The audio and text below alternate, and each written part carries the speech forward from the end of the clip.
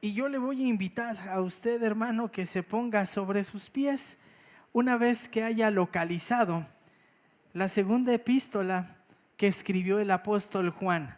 Segunda carta de Juan. Vamos a leer solamente 13 versículos. Una vez que la haya localizado, se pone sobre sus pies, porque vamos a tomar esta porción de la Escritura para estudiar y para ser confrontados con ella. Dice la palabra del Señor, si ya tiene la segunda epístola escrita por el apóstol Juan, dice de la siguiente manera.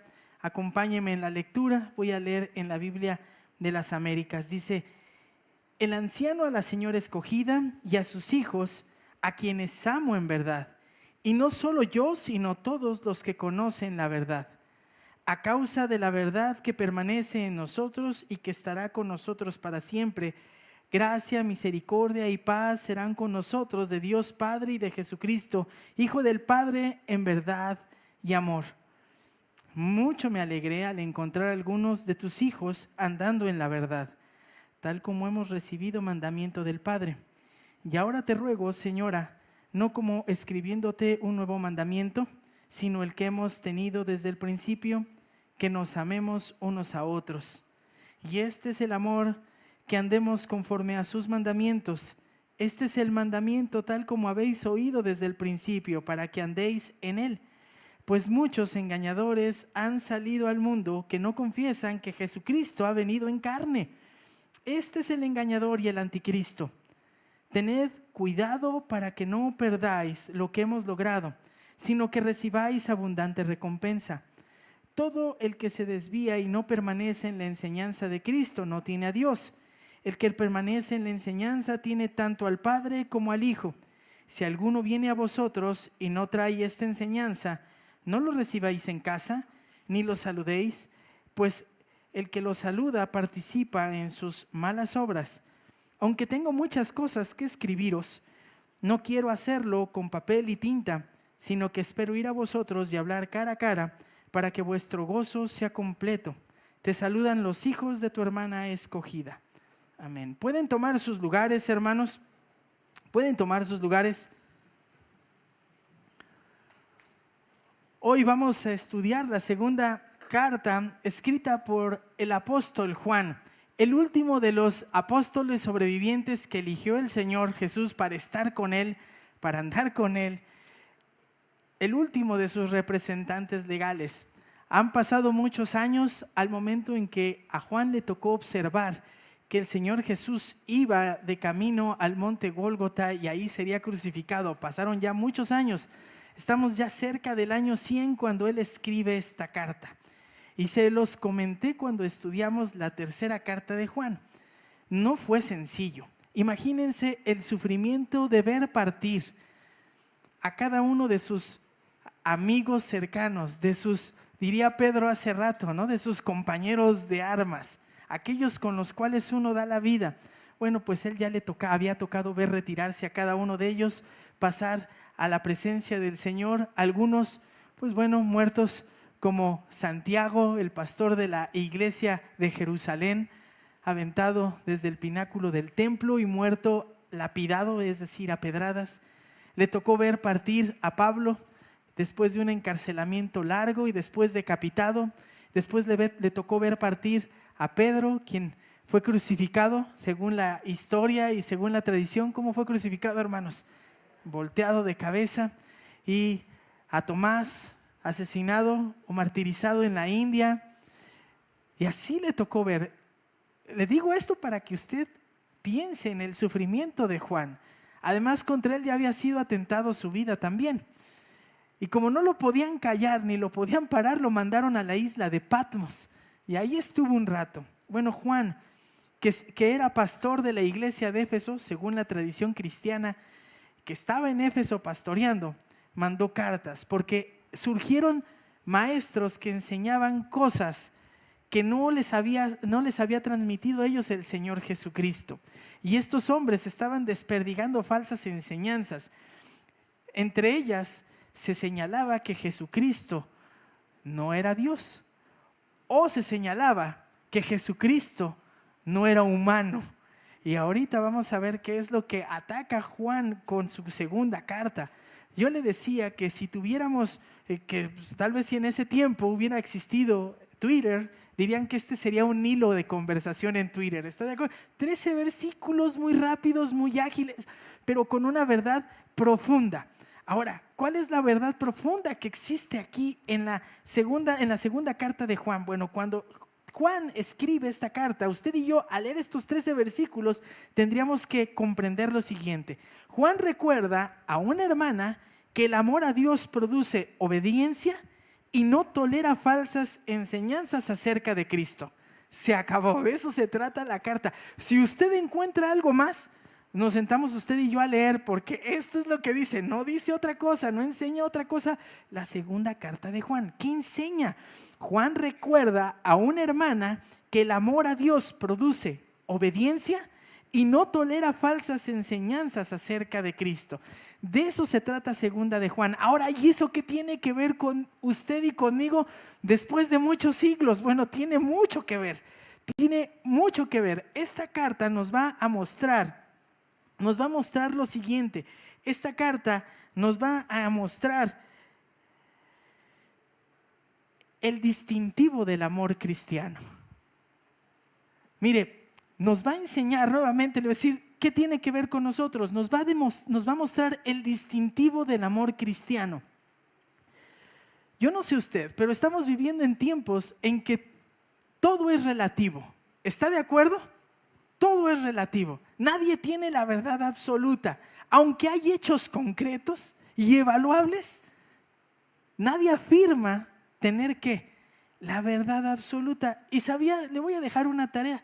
Investigue un poco acerca del posmodernismo y se va a dar cuenta que eso tiene mucho que ver. Eso tiene mucho que ver. Aunque hay hechos y verdades concretas, todo es relativo.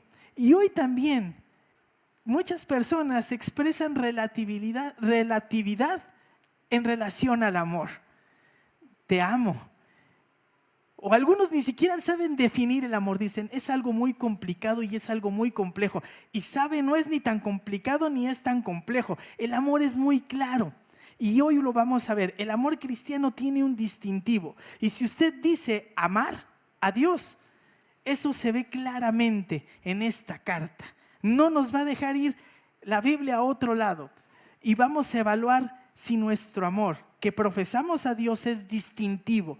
Tiene dos características y va a ver que vamos a desargumentar esas cosas tan relativas en relación al amor. Es muy fácil saber cuando una persona ama y en particular cuando ama a quien cree. A Dios, acompáñeme a la lectura. Vea lo que dice el verso 1. El anciano, a la señora escogida y a sus hijos, a quienes amo en verdad, y no solo yo, sino también todos los que conocen la verdad. Así empieza el apóstol Juan. Nuevamente, hace unas semanas que estudiamos la tercera carta de Juan, usted y yo recordamos, y usted si ve al lado ahí en su Biblia, va a observar precisamente que así también se hace llamar en la tercera carta. ¿Cómo? El anciano. ¿Y por qué decide utilizar este término el apóstol Juan? Bueno, sí, porque era un hombre ya de edad muy avanzada. De una edad muy avanzada, tal vez cercano, hermanos, a los entre 80 y 110 años, 100 años. Entonces ya era un hombre de edad muy avanzada y le quedaba perfecto el término anciano. Pero no solo era por esto. Él, al ser, la gente conocía pues lo voy a decir, a este adulto mayor, todo tierno, que decían el apóstol del amor. Ya no era aquel hombre gruñón, ¿no? Cascarrabias, no, se me imagino como de esos abuelitos tiernos, ¿no? A ver, mi amado, ven acá. Ya me lo imagino, a ver, amado, ven. Y les daba un abrazo. Así, bueno, pues este hombre era anciano sí de edad, pero además era anciano porque simple y sencillamente era el último de los apóstoles. Y al ser pastor de la iglesia en Éfeso también, ¿qué hacía, hermanos? Supervisaba lo que sucedía en las iglesias alrededor. Entonces, como apóstol, expresa su gran humildad. ¿Y sabe por qué? Porque no dice, escribe el apóstol Juan. Y ya al haber dicho eso, todos se tenían que cuadrar. No, él dice, habla el anciano. Uno más de todos los ancianos que hay en esta región, pero habla el anciano. Y después, hermanos, también lo menciona así, porque de alguna manera muestra humildad, pero también autoridad. Y como tal va a dar instrucciones precisas. Y le escribe en particular, dice, a la señora escogida y a sus hijos, a quienes amo en verdad. Y cuando dice, le escribo a la señora escogida, muchos inmediatamente piensan y dicen, ¿le está escribiendo a quién? A la iglesia. Uy, pero no nos da esta oportunidad. Hay algunos que afirman, ¿no? Aquí el apóstol Juan le está escribiendo a alguna iglesia en particular. Sin embargo, por la manera en que se encuentra escrito este texto, nos deja pensar que lo más apropiado es identificar que le escribe a una persona en particular. De hecho, usted conoce la palabra que se nos traduce al español como Señor. ¿Cuál es? Del griego, ¿se acuerda? Curios, exactamente. ¿Qué cree? Es la misma palabra, pero aquí está ¿en qué? En femenino.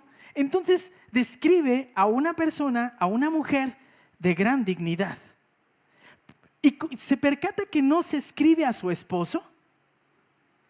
Entonces, ¿por qué no se escribe a su esposo? Y algunos piensan, probablemente esta mujer era la que dirigía su casa. Entonces, si ella dirigía, ¿qué pasó con el esposo? Probablemente era viuda. Y era la que dirigía el hogar, tan dirigía su hogar y era la de mayor autoridad en ese momento en su casa, que tenía a sus hijos. ¿Ya se percató?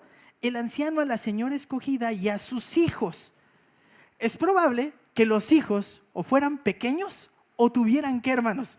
No estuvieran casados, aunque la cultura permitía en ese tiempo, al tener casas grandes, que vivieran todos en el mismo, pues vamos a decirlo de la siguiente manera, en el mismo predio, ¿no? Distribuidos, pero en el mismo lugar. Y ella era la que de alguna manera es responsable. ¿Podemos pensar esto? Sí, describe una persona con autoridad y le expresa mucho respeto. Y por eso se refiere a ella como señora. Entonces, es interesante ver la cercanía. Usted no le escribe así a cualquier persona, ¿está de acuerdo? Le menciona, sí, a la señora y a sus hijos. ¿Cuándo los conoció? ¿Dónde los conoció? No se nos dice. Y entonces eso nos muestra que era gente muy cercana para Juan. Entonces había total, ¿qué, hermanos?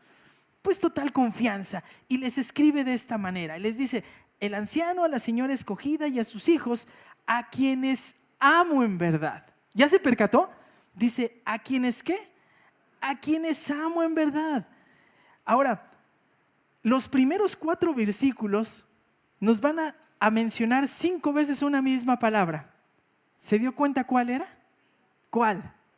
Verdad. Y esta es la primera ocasión. Y Juan les dice a esta familia, yo les amo en verdad. Les amo en verdad. No se explica entonces cuándo los conoció, cómo, en dónde.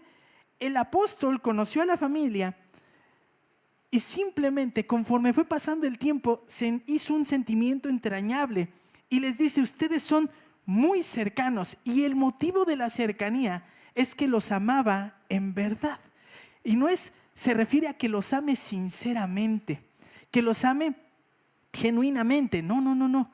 Les ama porque comparten algo, tienen algo en común y algo en particular. ¿Sabe qué era? La verdad del evangelio. La verdad del evangelio, la verdad que los había reconciliado eternamente con Dios. Es decir, Juan les ama porque en algún momento se les predicó el evangelio a la señora y a su familia, y ellos aceptaron el evangelio, decidieron buscar a Dios, servían al Señor, estaban comprometidos con la obra, y entonces esto le generaba a Juan un amor particular. Y sabe, les amaba de manera particular, no solamente él, sino, dice también el verso 1, sino todos los que conocen la verdad. Es decir, yo no solamente, hay gente que es fácil querer, ¿verdad, hermanos? Aquí en la iglesia todos, no me espante, ¿no? Aquí en la iglesia todos. Y allá afuera hay gente que se da a querer fácilmente, ¿no le ha tocado? Y hay gente que es más complicada. Bueno, esta familia es de la que se da a querer fácilmente. Esta señora, que no sabemos ni su nombre, es una mujer que se da a querer fácilmente, y sus hijos también, porque estaban comprometidos con el evangelio. No solo los amaba, ¿quién? El apóstol, los amaban todos los demás. ¿Ya se percató? Ahora, vean lo que dice: sino todos los que conocen la verdad. Y después va a decir lo siguiente: a causa de la verdad que permanece en nosotros y que estará con nosotros para siempre. Sí, el apóstol les afirma, les indica lo siguiente. Les dice que él les decide escribir a causa de la verdad del evangelio. Aquí usted y yo podemos notar algo rápido del apóstol Juan. El apóstol Juan es un pastor que ama. Y él sabe que está esta familia en riesgo y les va a escribir a causa de la verdad. Les va a escribir para que no se pongan en riesgo su condición espiritual, para que no pongan en riesgo su vida, la obra que ha prometido el Señor hacer con ellos, y que no pongan en riesgo, como veremos más adelante, la recompensa. Juan les escribe por esta causa y dice: sí, les escribo a causa de la verdad. Les va a animar, Juan anima a que el amor manifestado, el amor que expresa esta familia, tengan mucho cuidado y mucho tacto cuando lo van a expresar. Y le voy a decir la razón, lo vamos a ver más adelante. Y la razón es porque esta familia era tan generosa, tan bondadosa, tan bonachona, que abría la puerta a todo mundo. Entre ellos, predicadores que no eran fieles ¿a qué? Al mensaje de la verdad. Y les dice: no, tengan cuidado, los tengo que cuidar. Y por eso es que les escribe. Ve el corazón de Juan. Se mueve inmediatamente. Una vez que sabe, les dice esto, y por eso les escribe. Y voy a mencionar unas palabras de un comentarista. Dice: recuerde las palabras, escuche lo que dice el comentarista: no se puede manifestar genuinamente amor a una persona que no tiene un compromiso inquebrantable con la verdad de la palabra de Dios. De esto se trata esta carta. Juan lo que va a hacer es escribirles porque le habían abierto las puertas a falsos maestros que no eran fieles a la verdad inquebrantable de la palabra de Dios. Y Juan dice: no, por eso te cuido y por eso te escribo esto, y les amamos. ¿Se da cuenta? No es un regaño. Él empieza diciéndole: te amo, no solamente yo, sino los que están a mi alrededor. Y escuche: a causa de la verdad que permanece en nosotros y que estará con nosotros para siempre. Y cuando menciona permanece, les va a decir: esta verdad que ustedes han creído, que han hecho suya, va a residir eternamente. No es algo que puede llegar y después desaparecer. Y esto nos recuerda algo: que todo aquel que ha creído el evangelio y ha aceptado y ha abrazado el evangelio genuinamente, ¿qué va a pasar con su vida, hermanos? Va a perseverar ¿hasta cuándo? Hasta el fin de sus días. Así como Juan, así como Pedro, así como Pablo, así como Jacobo o Santiago, el pastor de la primera iglesia de Jerusalén, perseveraron en esa verdad hasta el final de sus días. Y así también tendría que hacerlo esta mujer. Y dice: y permanece para siempre. Y después da un saludo que es precioso. Observe, dice lo siguiente el apóstol Juan: gracia, misericordia y paz serán con nosotros de Dios Padre y de Jesucristo, Hijo del Padre, en verdad y amor. Entonces, una vez que les dice que les he escrito para cuidarlos, les ofrece tres palabras que son hermosas y son excelsas. Les dice: gracia, misericordia y paz serán con nosotros de Dios Padre. ¿Por qué aparecen estas palabras? Bueno, decirle que solamente aparecen aquí y en las cartas de Pablo. No aparecen en otro lugar más. Y todo esto que acaba de decir, estas tres palabras, hermanos: gracia, misericordia y paz, son un resumen de la obra salvadora de Dios. ¿Quiere darse cuenta cómo? Todo empieza con la gracia. Cuando a los pecadores, a usted y a mí, se nos muestra que somos indignos ¿de qué? De acercarnos a Dios. ¿No recuerda eso? Le voy a leer Efesios 1:7. En Él tenemos redención mediante su sangre, el perdón de nuestros pecados según las riquezas de su gracia. Usted y yo no merecíamos el sacrificio de Cristo. Sin embargo, Dios nos lo concede. Esa es la primera acción. La segunda acción, después de concedernos la gracia, es la misericordia. Ponga atención y vea por qué. Porque nos muestra lo necesitados e indefensos que estamos. Entonces, en este saludo les está diciendo, les escribo porque ustedes han aceptado la verdad y han sido receptores de la gracia y de la misericordia.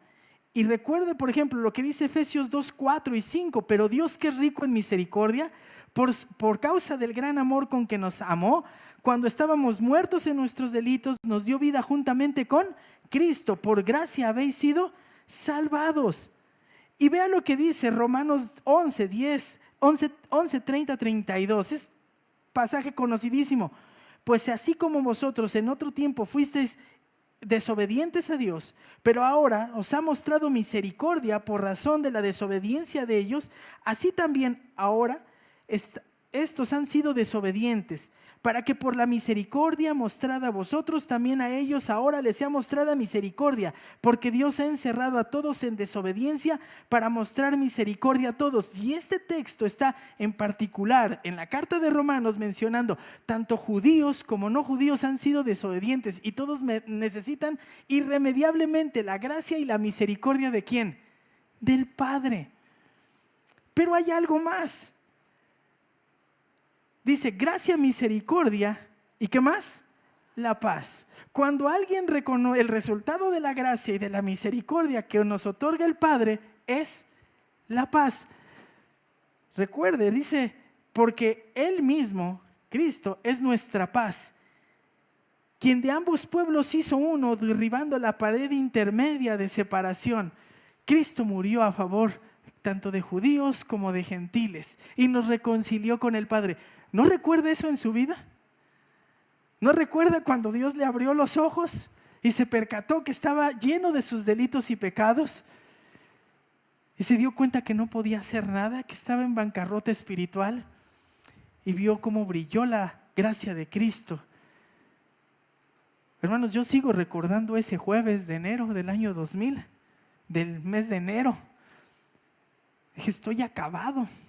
Y Dios me alcanzó, y así lo alcanzó usted, y se dio cuenta que actuó la misericordia y después usted experimentó algo que no tiene comparación, una paz que inundó su ser y se sintió completamente diferente, como si se le hubieran caído la losa que llevaba en la espalda y dijo, soy distinto, algo me pasó. Es el resumen de la salvación. Esta familia se caracterizaba porque había aceptado la obra salvífica de Dios. Gracia, misericordia y paz serán con nosotros, de Dios Padre y de Jesucristo, Hijo del Padre, en verdad y amor. Y no corra. Dice que esta obra fue ejecutada ¿por quién? Por Dios Padre. ¿Y quién más? Y por Jesucristo. Ahora, no corra porque aquí hay algo interesantísimo. Nos dice claramente que es un regalo de parte de Dios y de Cristo. Pero observe, porque los pone a la par. Desde aquí Juan está diciendo, el Padre y Cristo son uno solo.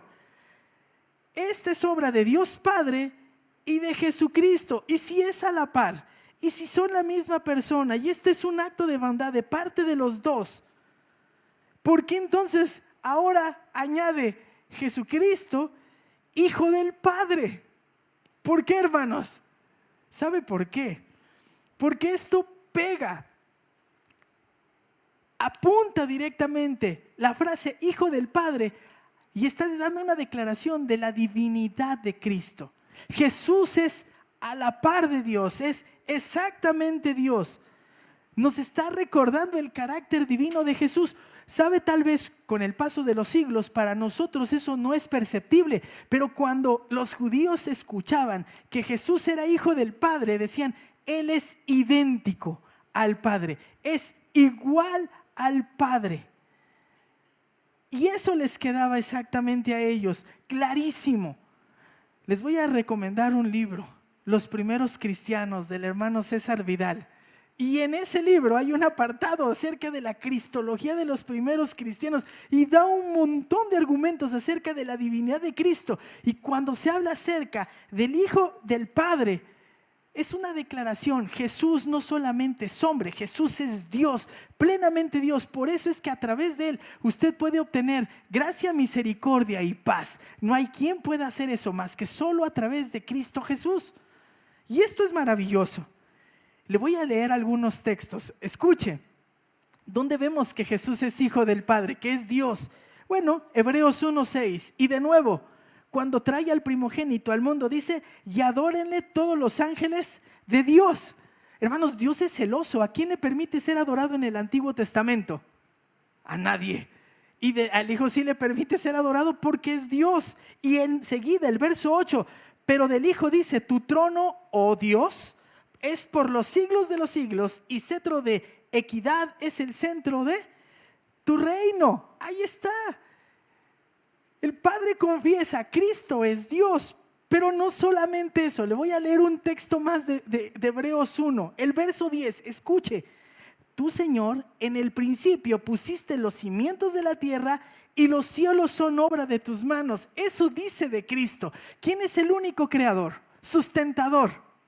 Dios. Y curiosamente, ese predicador de Hebreos, qué bárbaro, porque en verdad era expositivo. Vea cuál es su texto con el que sustenta la verdad explicada. Salmos 102, 25, 28. Desde la antigüedad tú fundaste la tierra, y los cielos son obra de tus manos. Ellos perecerán, pero tú permaneces, y todos ellos como una vestidura se desgastarán como un vestido. Los mudarás y serán cambiados, pero tú eres el mismo, y tus años no tendrán fin. Los hijos de tus siervos permanecerán, y tu descendencia será establecida delante de ti. Es decir, Hebreos, el autor a los Hebreos toma una cita donde la obra de la creación se le atribuye directamente a Dios, y en Hebreos, en su carta, se le atribuye a Cristo. Cristo es Dios. Ahora, hermanos, ante este Dios tan poderoso, creador, sustentador, que otorga gracia, misericordia y paz, ¿cómo respondemos? Porque ya se percató que no hemos visto el primer punto, pero esto era lo necesario, porque de aquí es muy rápido.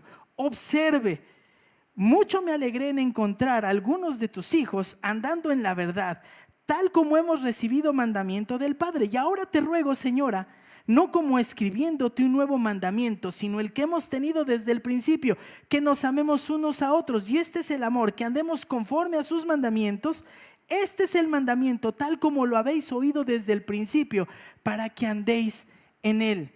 Para que andéis en él.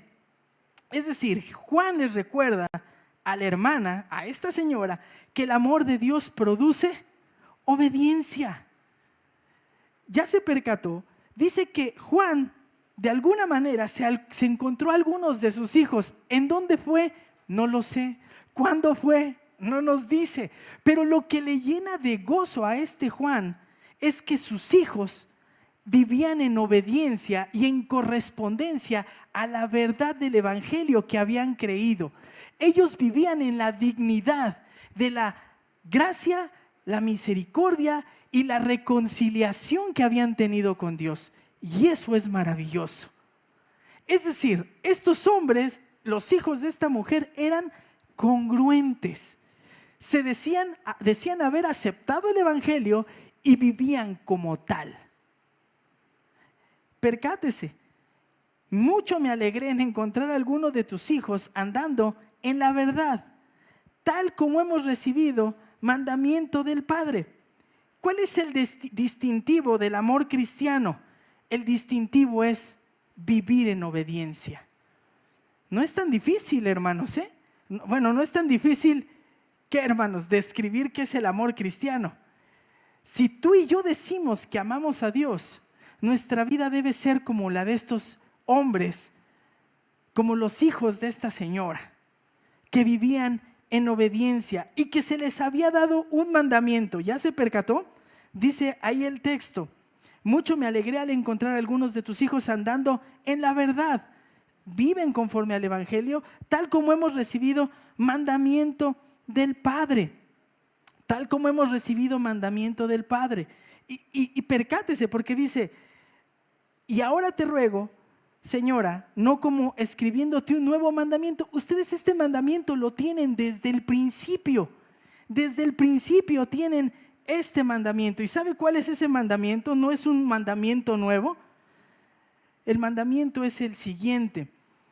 Y Juan hace un puente desde aquí hasta el Antiguo Testamento. Mire, escuche lo que dice Deuteronomio 6:5. Amarás al Señor tu Dios con todo tu corazón, con toda tu alma, con toda tu fuerza. Ese es el mandamiento. ¿El mandamiento cuál es? Amar a Dios. El que ama, obedece.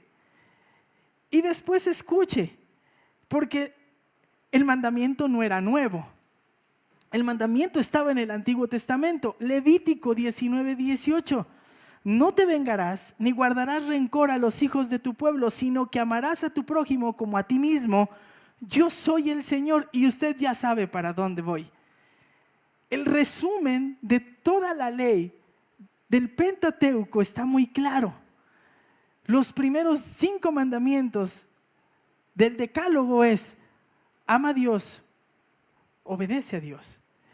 Ama a Dios y ama a tu prójimo. Los siguientes 5. Por eso no es un nuevo mandamiento, porque estaba escrito ¿desde dónde? Desde el Antiguo Testamento. Ahora, ¿por qué entonces menciona?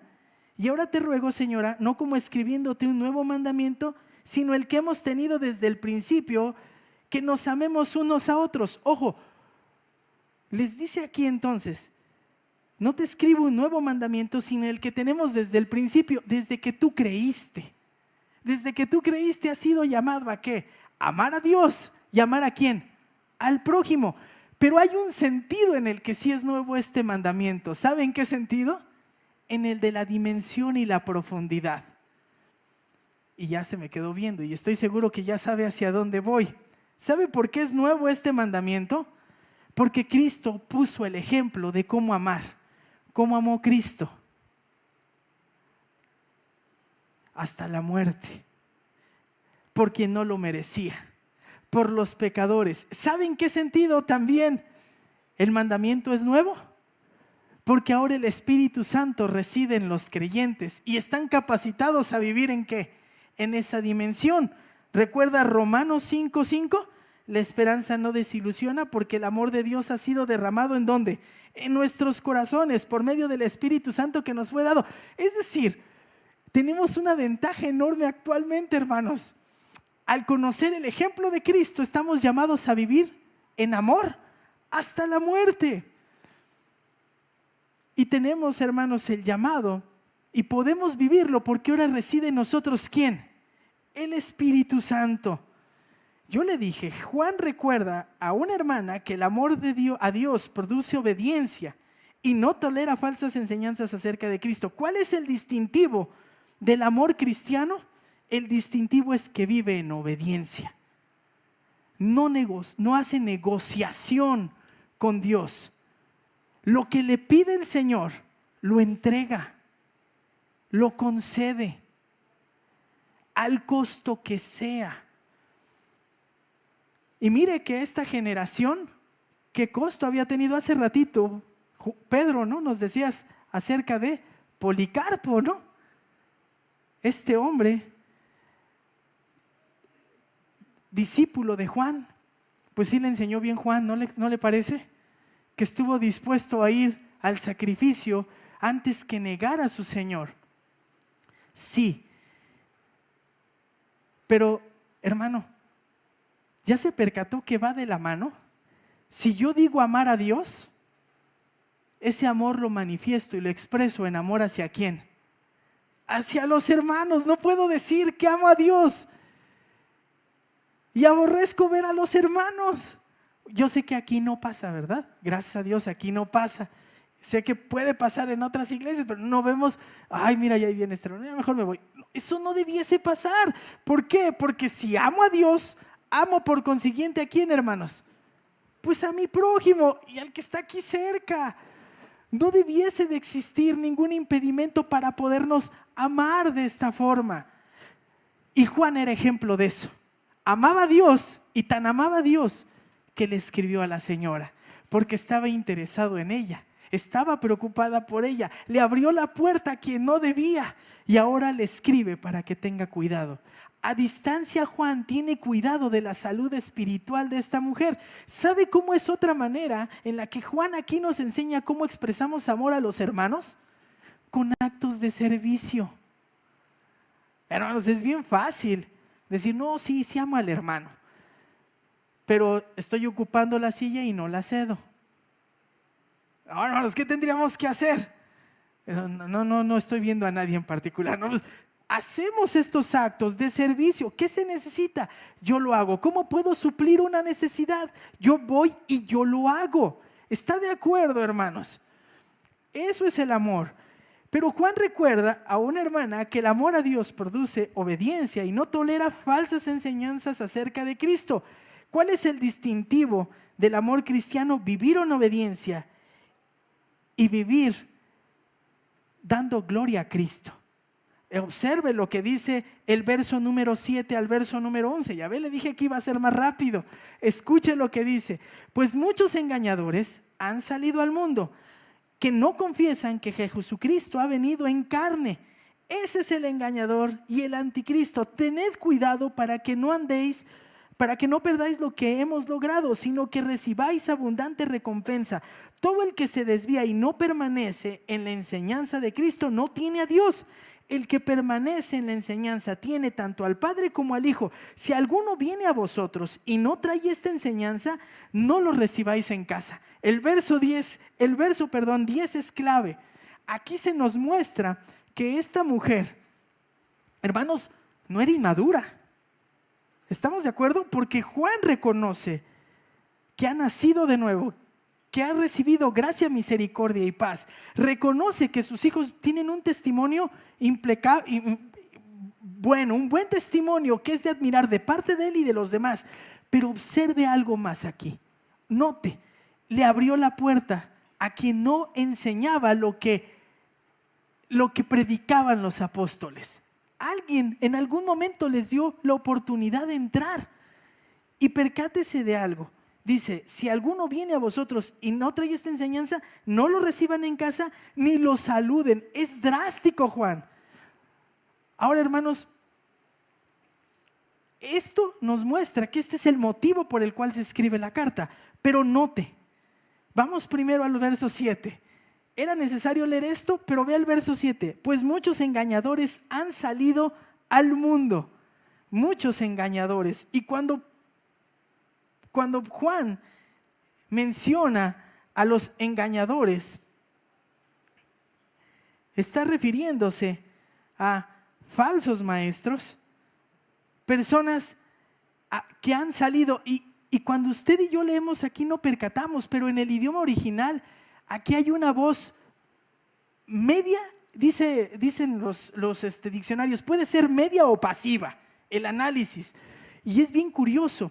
¿Por qué, hermanos? Si es media, ellos mismos han salido. No son encomendados por Dios. Ellos mismos han salido. Y si esto es voz media, yo mismo lo provoco, yo salgo. Y si es pasiva, entonces fueron enviados ¿por quién? Pues no por Cristo, no por Dios. Entonces, ¿por quién los envió? El engañador. Hermanos, qué rudo. Ellos creen estar haciendo, ellos están genuinamente convencidos, pero ellos han salido al mundo y no confiesan que Jesucristo ha venido en carne. Y aquí deténgase un momento, porque la enseñanza de estos falsos maestros apela a que Jesús no es Dios y Jesús no es humano. Y aquí Juan ya dio el argumento para decir Jesús es plenamente ¿qué? Dios. Ahora va a dar el argumento para decir Jesús es plenamente humano. ¿Sabe por qué?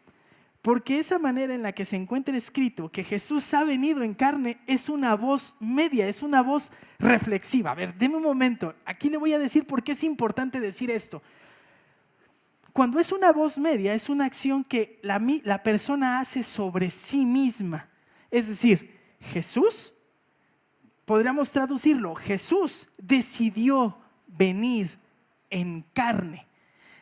Jesús mismo tomó la decisión de tomar forma de hombre, de venir a vivir a este mundo como cada uno de nosotros, de llevar una vida normal y después de vivir, de subir a la cruz y sacrificarse ahí por usted y por mí. En una misma frase, ha venido en carne, dice, es Dios y es hombre. ¿Quién tiene dominio sobre sí, hermanos? Ninguno de nosotros. Dios en su soberanía planea cada evento de nuestra vida, pero Jesús no. Jesús decidió venir en carne. Él tiene autoridad sobre su vida. Sí queda claro, hermanos, y coincide con lo que vimos antes.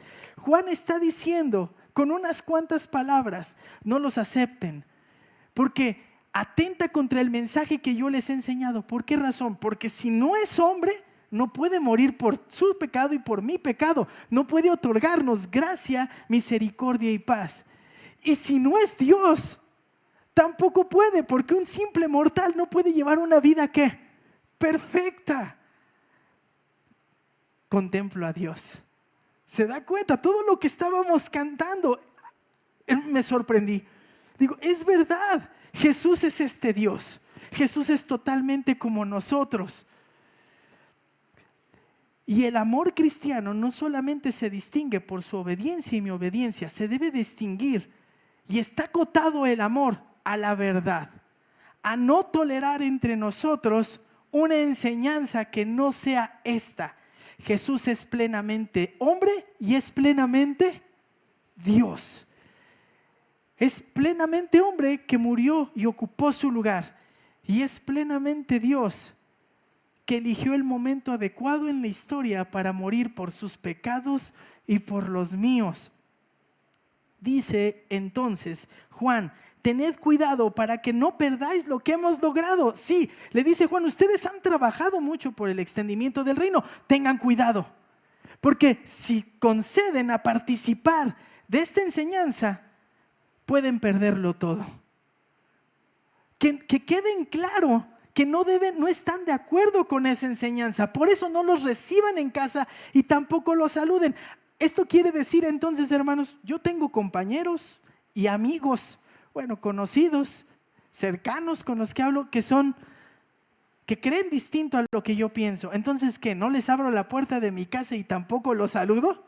No está diciendo eso Juan. Lo que está diciendo Juan es que quede claro que ustedes no participan de sus enseñanzas. Entonces, no les permitan hospedarse y que quede claro para los demás que no están tan familiarizados, que no conviven con lo que ellos creen. Pero eso no nos da, hermanos, tampoco es una restricción para que usted y yo les hablemos. Si usted no les habla y yo no les hablo, ¿quién les va a hablar? Pero firmen la fe, sabiendo que Cristo es plenamente Dios y es plenamente hombre. Y le voy a decir algo más. Y aquí es donde voy a empezar a cerrar. Y quiero que me acompañe. Porque observe, dice entonces el verso 9. Todo el que se desvía y no permanece en esta enseñanza, en la enseñanza. ¿Cuál enseñanza? Cristo es Dios y Cristo es hombre. Todo el que no permanece en esa enseñanza no tiene a Dios. Hermano, por más que se diga, no es que Jesús pues es divino, pero no es Dios. No, si no se acepta que Jesús es Dios, dice Juan, no tiene a Dios. No hay forma. Esta es una declaración de parte del apóstol absoluta, completa, y es del apóstol Juan, el representante legal ¿de quién? De Cristo. El que no permanece en esta enseñanza no tiene ¿qué? No tiene a Dios. Y después vea, lo reitera de manera invertida. Y el que permanece en la enseñanza tiene tanto al Padre como a ¿quién? Como al Hijo. Entonces nos encarga algo Juan. Sigan fiel a la enseñanza. Sigan enseñando fielmente. Cristo es Dios y Cristo es hombre. Sigan y por tanto obedezcan. Vivan en obediencia. Y aquí, hermanos, se nos infla el pecho. Y decimos, sí, yo jamás voy a permitir que, yo no voy a compartir ministerio con aquel que no predica esto. Ok, eso es bueno, gracias a Dios. Vea qué hermoso, ¿no? Nuestro pastor, ¿en dónde está? en Cuba. ¿Qué está haciendo? Capacitando y está enseñando. ¿Cristo es qué? Es el Mesías, es el Redentor, es Dios y es hombre. Y uno dice, qué bien. Sí, pero deténgase, no corra. Porque a veces no solamente estorbamos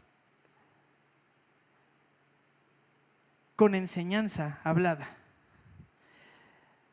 Si usted y yo no vivimos todo se engarza, todo se amarra. Si usted y yo no vivimos en la obediencia que demanda el apóstol Juan de los versículos 1 al 6, también somos falsos maestros. Porque decimos, sí, Jesús es Dios, sí, Jesús es hombre, murió por mí, se entregó por mí, pero no tengo temor. Sigo viviendo como se me antoja.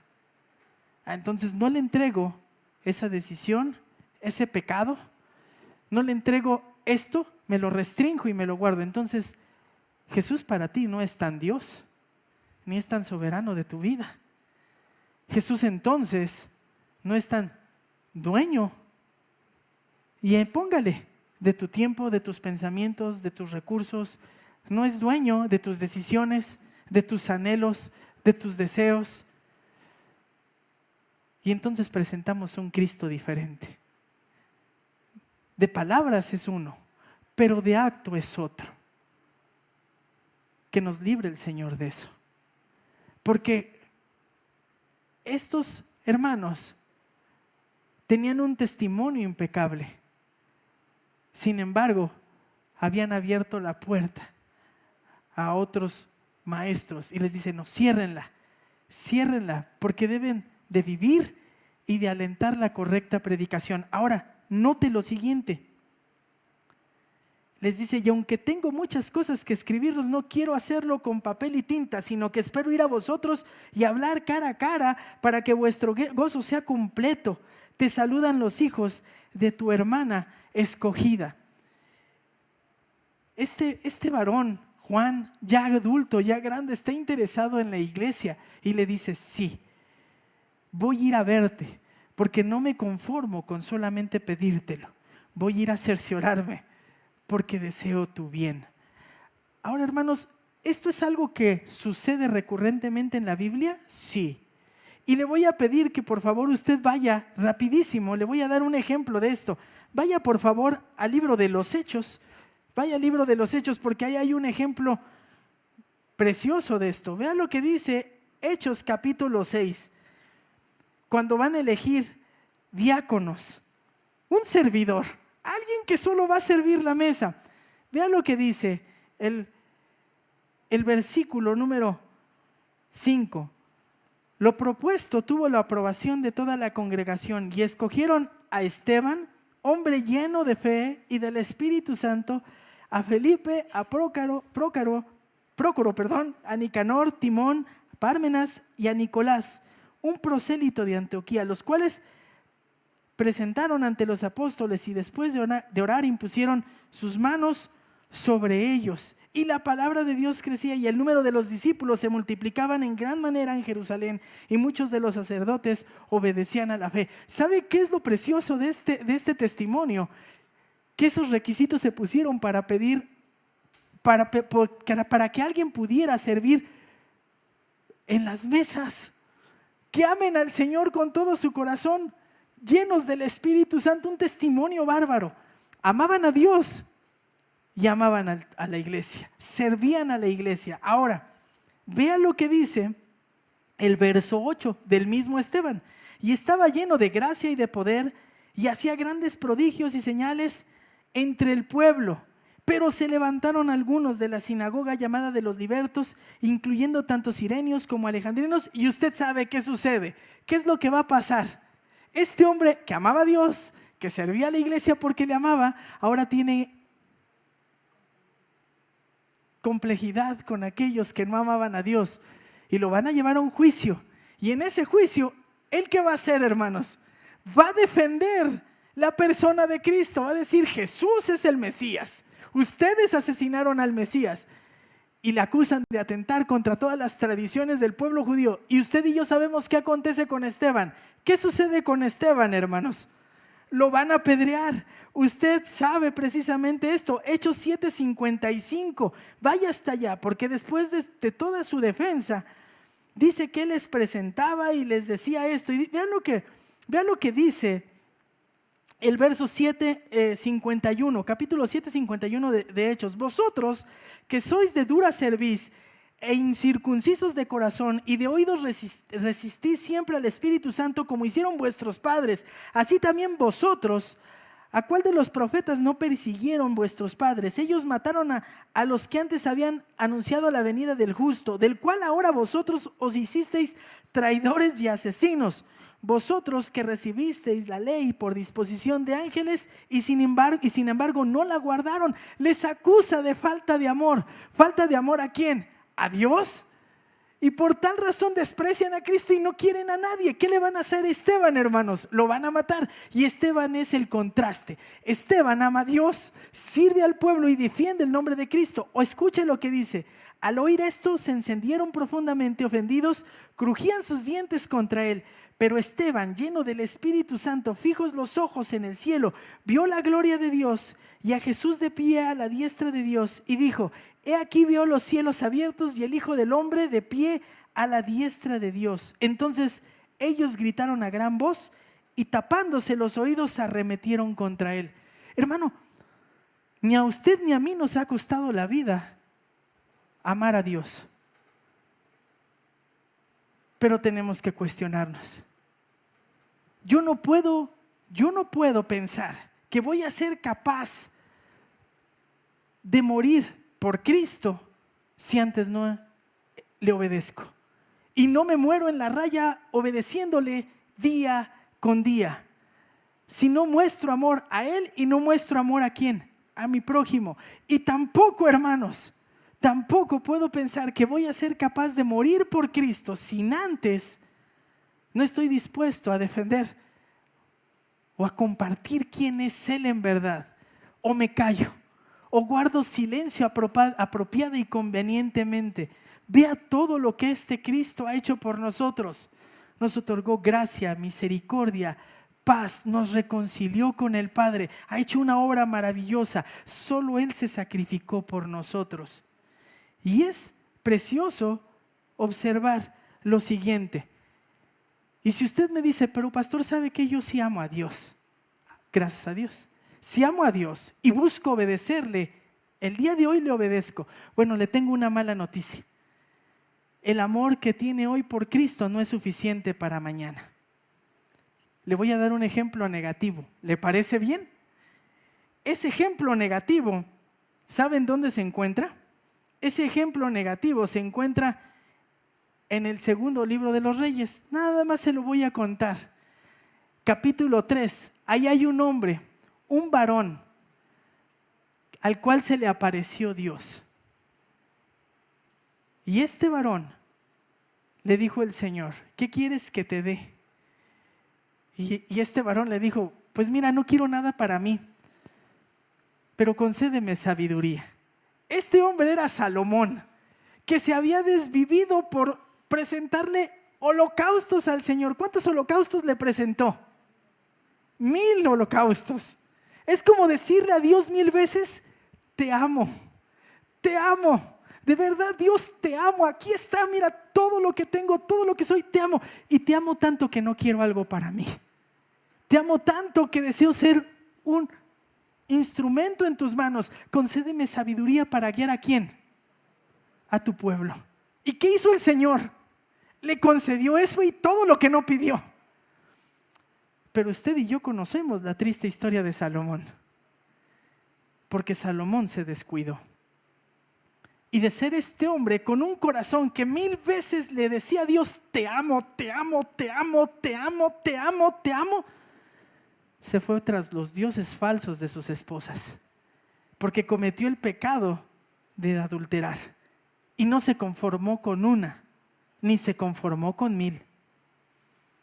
¿Quién pensaría que un hombre que le dice a Dios 1000 veces te amo va a acabar revolcándose en el pecado como se revolcó Salomón? Dígame quién. Y si usted no cree que Salomón podía hacer eso, usted tampoco puede pensar que va a llegar a ese punto. Pero somos capaces. Así es que el amor que tenemos hoy no nos sirve para mañana. Si usted y yo amamos a Dios, y no es tan vago el amor es muy claro, es obediencia completa, absoluta, continua, constante, porque sabemos quién es Cristo, Dios hombre que me salvó. Esta carta nos recuerda eso. Sí recuerda que no abramos la puerta a las falsas enseñanzas, pero nos recuerda sobre todo, nos llama a vivir en obediencia. Nos llama a vivir de manera congruente con quien es Cristo. Así es que la pregunta en esta tarde es, ¿qué tiene que entregarle al Señor? ¿Qué hay de su vida que no le ha cedido? ¿Qué hay de su vida que le está escondiendo?